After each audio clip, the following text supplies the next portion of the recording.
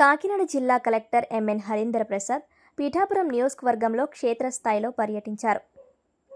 తొలుత పిఠాపురంలోని ఆర్ఎండ్బి అతిథి గృహాన్ని సందర్శించి అక్కడున్న వసతులను పరిశీలించారు. అనంతరం ప్రసిద్ధ పుణ్యక్షేత్రమైన పాతగయ క్షేత్రంలో శ్రీ ఉమాకుకుటేశ్వర స్వామిని దర్శించుకున్నారు.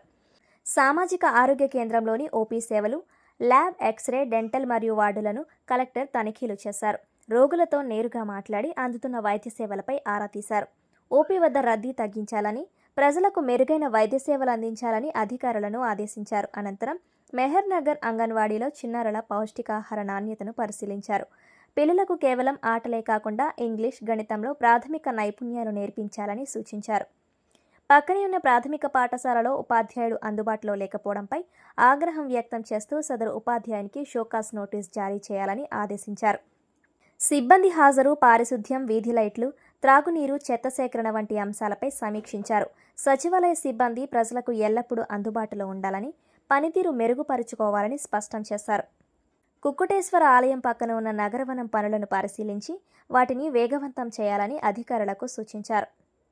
ఈ కార్యక్రమంలో జిల్లా కలెక్టర్తో పాటు R and B SE G Kantu, Pithapuram municipal commissioner Kanakarao, Pithapuram tahsildar Gopalakrishna, ఇతర శాఖల ఇంజనీరింగ్ అధికారులు పాల్గొన్నారు.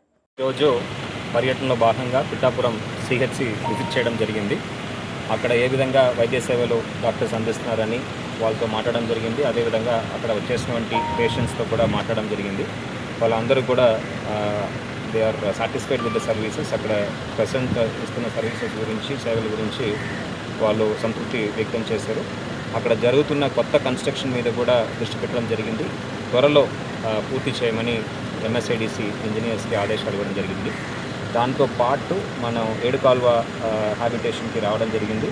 ఇక్కడ ఉన్న అంగన్వాడీ, అదేవిధంగా ప్రైమరీ స్కూల్ మరియు సచివాలయం పర్యవేక్షణలో భాగంగా విజిట్ చేయడం జరిగింది.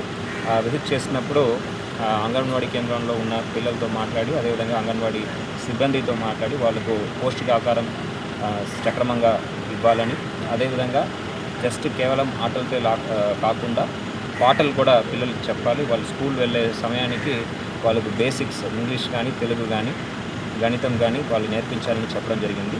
దెన్ సచివాలయం విజిట్ చేసి సచివాలయంలో ఉన్న సిబ్బందితో మాట్లాడడం జరిగింది.